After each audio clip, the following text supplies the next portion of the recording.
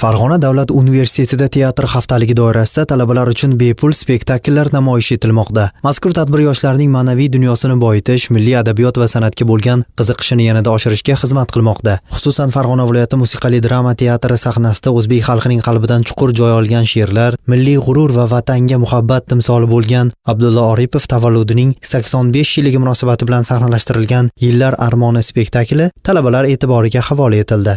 Insonga tobe emas zamon inchinun, inson yuragida alamlar qat-qat, faqat bir narsa bor, barchasi uchun afsus cheka bilsang, shu ham bir davlat. Abdulla Oripov shu Yillar armoni she'r orqali, spektakl orqali yoshlarga nima demoqchi?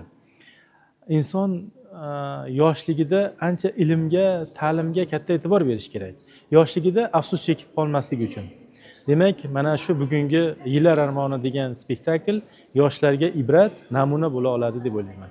Spektakl O'zbekiston davlat drama teatri ijodiy jamoasi tomonidan sahnalashtirilgan bo'lib, unda shoirning hayot yo'li, ijodi hamda vatan va xalq oldidagi xizmatlari badiiy talqinda aks ettirilgan. Sahna asarida aktyorlarning yuksak ijro mahorati, obrazlarni jonli va ta'sirchan talqin etishi tomoshabinlarda katta taassurot qoldirdi. Tomoshabinlar kelib, bizni spektaklimizni maroqli ko'rib, hammasiga jon-joni bilan ham yig'lashdi, ham kulishdi. Mana shunday spektakl bilan keldik biz. Mana shunday bu drama tomoshabinlarimizga taqdim etganimizdan biz juda ham xursandmiz. Men juda ham baxtli chechaman. O'shaning uchun baxtli ayolman desam bo'ladi. Judayam shu baxtimni mana shu 4 misra orqali bildirmoqchiman. Shu yurtimdan topdim baxtimni. Farzandimni sevgancha sevdim. Yurtga bo'lgan muhabbatimni mendan tortib ololmas hech kim.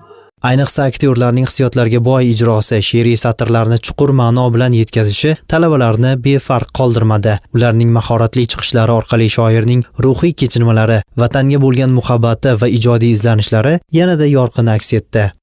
Teatrga keldik, rosa ham mazza qilib, ma'naviy, madaniy hordiq chiqardik. Abdulla Oripov haqida tushunchalarimiz yana ham kengaydi, ko'paydi, ma'lumotlar oldik.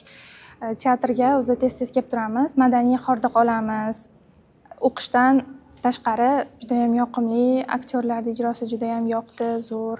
Tomoshada Farg'ona davlat universiteti talabalari faol ishtirok etib, sahna asaridan katta ma'naviy ozuqa oldilar. Bunday madaniy tadbirlar yoshlarning adabiyot va san'atga bo'lgan qiziqishini oshirish, ularni milliy qadriyatlar ruhida tarbiyalashda muhim ahamiyat kasb etmoqda. Hasanboy Ibrohimov, Rustamjon Muqimjonov, Ruxsor News dastur uchun maxsus.